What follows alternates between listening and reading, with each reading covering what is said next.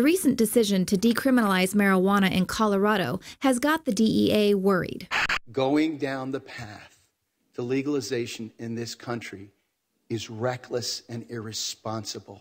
It scares us. But it seems what's really scaring the Drug Enforcement Agency is the potential loss of blood money. Just one day prior to the Senate hearing this week, court documents revealed the DEA was smuggling billions of dollars in drugs with Mexico's notorious Sinaloa drug cartel in exchange for information on rival cartels. This is just another strike against the DEA that's causing the general public to question the drug trade's real source. Attorney General Eric Holder refused to prosecute HSBC last year when the bank was caught laundering billions in drug money for Mexican cartels.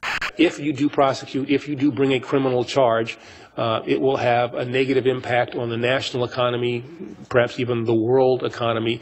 And I think that is a function of the fact that some of these institutions have become too large. And in 2011, banking giant Wachovia received no criminal charges after they were found to have laundered more than $378 billion in drug money for the Sinaloa cartel as well. But incredibly, as cartel money laundering banks are protected by the federal government, the DEA has threatened those same banks with legal action if they store cash for small-time legal marijuana businesses in Washington and Colorado. As InfoWars has said for years, the DEA at the highest level is nothing more than a smuggling and protection agency for cartels that work with major banks. Unfortunately, the federal government's relationship with dangerous cartels goes much further. High-ranking Sinaloa member Jesus Zambada Niebla recently admitted that the cartel had received weapons from the U.S. government for years under Operation Fast and Furious, while the Obama administration claims the operation was just to track guns into Mexico. Niebla revealed the weapons were to be used for war with rival cartels.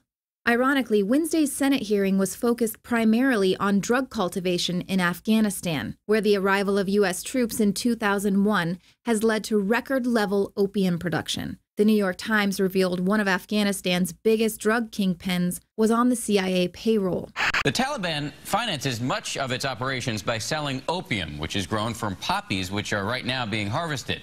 So here's the question: why are American troops now helping Afghan farmers grow that opium? But back to this decision to legalize marijuana for recreational use at the state level. This is a bad experiment. It's a bad experiment. And it's going to cost the United States in terms of social costs. What about the social costs of incarcerating millions of Americans for the victimless crime of purchasing drugs? Drugs the agency itself has shipped in the country. Studies show the decriminalization of marijuana for recreational use could lessen the demand for illegal drugs being smuggled across the border. So what is the Drug Enforcement Agency so afraid of? Well, as states are reclaiming the powers reserved for them, as granted by the 10th Amendment, federal agencies are scrambling to maintain their stranglehold on the massive profits they receive from the illegal drug trade and the prison industrial complex.